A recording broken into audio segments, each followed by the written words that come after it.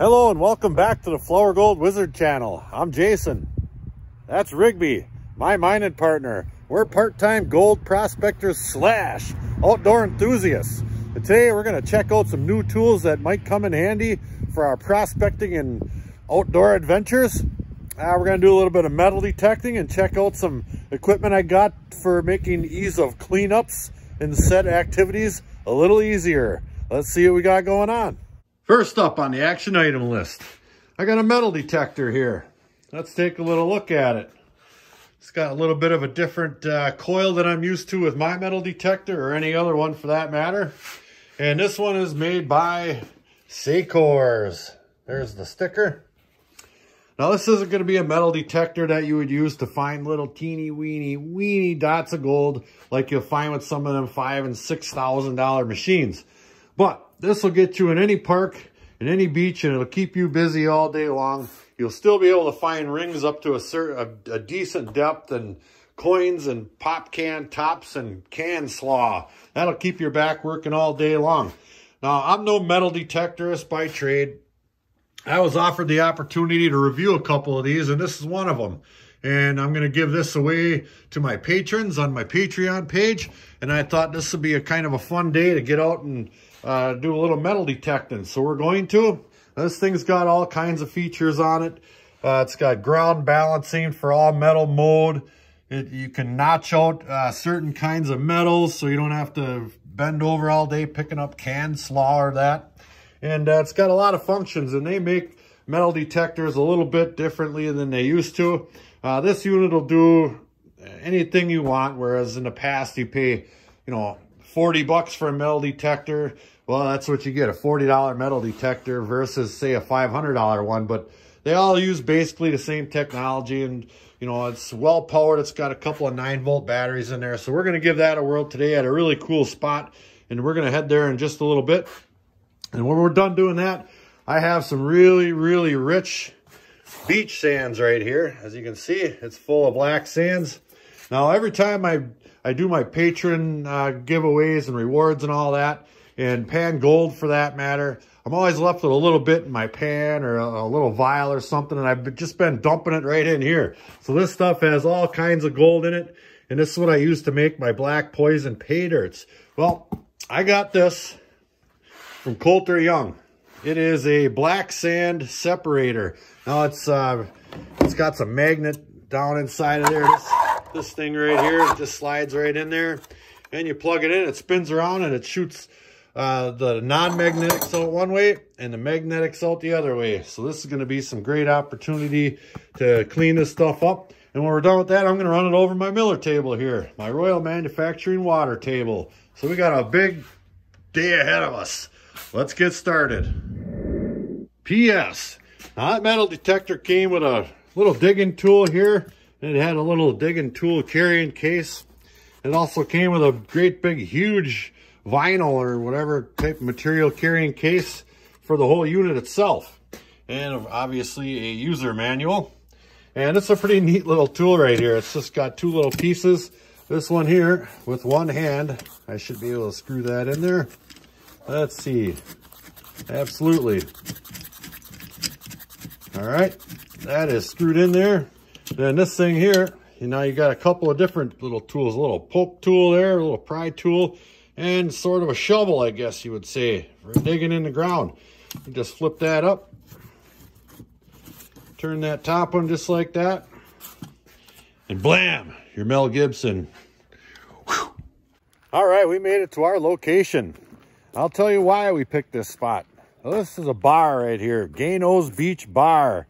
It's not too far from my house, but this bar, it's been renovated.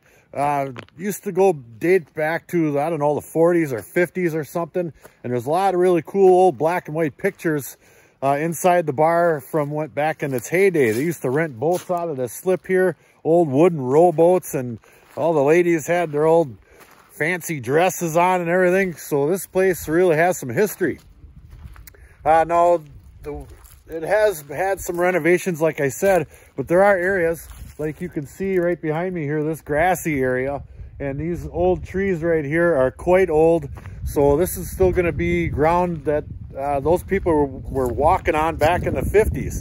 And I think we stand a good chance to find some really cool stuff here. Because if it's one thing I know about drunk people at the bar, they like to drop change and they like to drop pull tabs and puke in the grass. So we're gonna bust out our metal detector and we're gonna work this area right here. Now that bar is not in operation anymore. As you can see right behind me, there's like a little wall built up on the ground right there. The Bay of Green Bay gets quite high in the last few years here, and the water keeps rushing and flooding that darn bar out. Nobody can keep it going. So that'll make things easy on me. Nobody be out here begging for change, nothing like that. And right behind my truck over here, there's another such area right over in there. Those great big trees are all part of this same property. We're gonna check that area out too. So let me get my stuff out of the truck. Let's find some stuff. Back in a bit. Hey buddy, hey guy, you seen any cool change laying around? Rings, anything like that?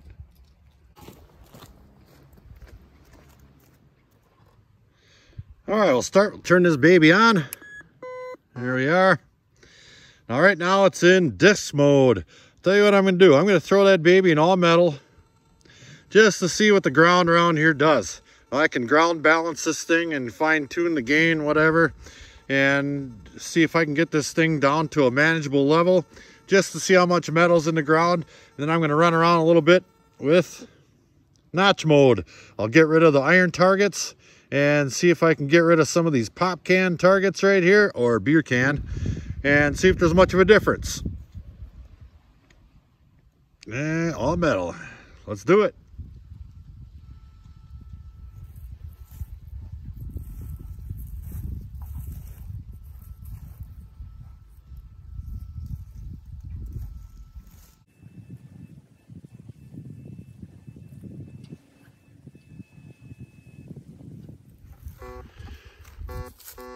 This is my first decent target that I can locate in on. And I think I've just about got it nailed down to its location, which I believe is right smack dab right there. And it's kind of jumping around in between, well, let's see, where are we at here? Like a nail or pop top or something. And then it went over to the beer can one. So without guessing what it is, I'm going to dig that up and see if this thing's accurate or not. Let's do it. Here's our target. That thing said nail. It's a nail. So far, so good. Let me see if I can ring up a little bit higher target and see if it's a little more accurate with the higher targets as well. Maybe, no, it does give off quite a higher tone when you get up into the coin range. And I thought I had a couple of hits here, like right there. That's reading up in the 1 cent, 10 cent area. So let me see if I can dial in on that one. And we'll see how accurate it is. And here's our first coin. Some dime of some sort or another. Can't read the date on it, but I don't think it's silver. We'll get that baby home and cleaned up. Throw it in the pail. Keep moving.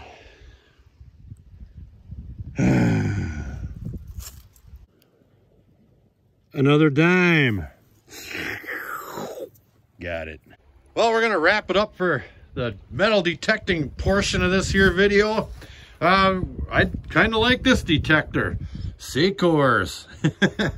It definitely, absolutely pinpointed the objects that I did pick up today. I mean, there's no shortage of objects being outside a bar. I made it all the way over here into this grassy area here, and I worked around in some of these gravels here, and we did work all 4 of those trees up there. Now, as you move this way about 8 feet, you can tell that they brought in some more black dirt and planted grass, and I don't want to ruin a bunch of that up closer to the bar, but we did find a number of targets up in there. And here's our targets that I brought back with me. I mean, there's a million of these old junky pop cans laying around. And some of these are quite a little bit older, you know, they still got those pull tab type openers on them. And I found that big chunk of lead and a bunch of little melted cans, probably all aluminum, and 3 dimes, none of which are silver. 2013, 2014. I can't quite get an eye on this one, but it's definitely not silver. So it was nice to find some coins. And then whatever the heck this thing here is. All in all, I'm pretty happy. The tool worked pretty darn good. The detector is pretty light, and it's easy to pinpoint right in that center of that thing. It pinpoints right where you need to dig. And after a little bit of getting used to it, I did get used to it. But we're a gold mining channel. Let's go back and take a look at some gold. Back in a bit. All right, that was a lot of fun. We made it back to our home base. Before I start up on our next adventure, I forgot they sent me a free gift card here for a portable battery charger or a free set of headphones. That was really cool. I'll leave a link in the description to SAKOBS for their Amazon and their website and the gal who set this all up, and I thank you guys again. So let's get down to business here. Grab a cold one out of the fridge of wonder. There she be. We're gonna do some black sand magic. Now I got this, well, it's got a roly-poly inside of there, but it's a electromagnetic black sand separator. Here's our black sand. Now why would you want to take all the black sand out of there? Magnetic black sand, that is. I've got a magnet here. I'll tell you exactly why. It's just stuff that you don't have to run over your miller table or whatever you're doing to clean up your gold in the end here. That's all material. I don't have to sit and watch roll down that thing, which you'll see in a little bit. So let me get this baby fired up and we'll take a look at it. All right, now this baby works just like this. It's got a speed controller basically on it. We'll go ahead and turn that baby on. I'm gonna turn it up all the way. And it's got a cool little light inside of there. It comes with a number of sizes of funnels. Now if you want to get as efficient as possible, I suggest using the smallest funnel you got. Now I glued that one in there just for a base funnel, but I think it's a little bit big, so I have this smaller one. I'll just drop it right in there. I'm going to take a scoop of this here sand, dump it right in there. And it's coming out nice and slow. All the black magnetics are getting ridden over this magnet here. Let me grab my camera here. See that inside of there? Goes right from down inside of this funnel right here. Right down inside of there. And all that magnetic material is getting shifted off to this tube right here. All the magnetics are going in there. All the gold and non-magnetics are going in here. Now it does help the way, at least the way I have this thing set up on these blocks like that, to have some Tupperware dishes or something with kind of angled edges rather than just round. You can get right up underneath them things just like that. So I'm gonna keep feeding that stuff in there. Let me grab another scoop. Throw it in. Whoops. Let it do its thing. I could watch that all darn day. And here it comes out. Gold, not gold. Blue ribbon. Back in a bit. And we've got it. That did not take long at all.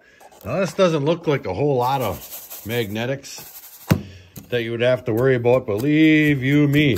When you're running it over a miller table like that, you do not want this stuff on your miller table. It takes forever to get rid of it. Just forever to get off your miller table. And we'll go ahead and jab that around in there. Hey, Mr. Wizard. And see how much it missed, just to get a representation and just a little bit. But I'd rather run a little bit of black sand over that thing than all that. So let me get this thing fired up. I've already got a battery hooked up to it. And blammo. And it might take me just a couple of minutes to get this thing dialed into where we want it. Then we're going to run all this material and see how much gold is actually in that stuff. Back in a bit. All right, I believe we're dialed in. I'm going to go ahead and put the initial scoop on there. There we are. Let's see what happens. I see plenty of gold showing up already. Let me take the camera, get it up and close and personal. There was quite a bit of gold in that stuff. That's just the very first scoop. Now it's running just a little bit slow for my taste. I see a lot of the blonde sands moving. but hardly any of these black sands are moving. So back here, there's a little switch, or a little lever. Let me turn that up just a hair. And now they're starting to move. Black sands are moving a little bit better. If you get this thing dialed in and you can figure out how to run it as fast as possible, this is the best way to go. Blue Bull is not going to catch that gold right there. No way. From experience. So we're going to have something quite special, I think, to see here once we're done. As you can see, I've got an awful big pile to run through this thing. So let's run a bunch through there, see what we get. Back in a bit. Get it. Oh my God, I forgot how long this takes. We're not even close. So we're gonna change gears here. I went out and got my Infinity Prospecting Devon Gold VDR cleanup sluice out of the cobwebs. That thing works awesome, and that's just way too much material. Point of note, look at the gold floating in there. Is that crazy or what? That is gold floating. Look at the dent in the water. That's how hydrophobic that gold is. Some of that black sand too. So I'm going to switch gears here. I'm going to let this one clean out. There's a ton of gold in this stuff.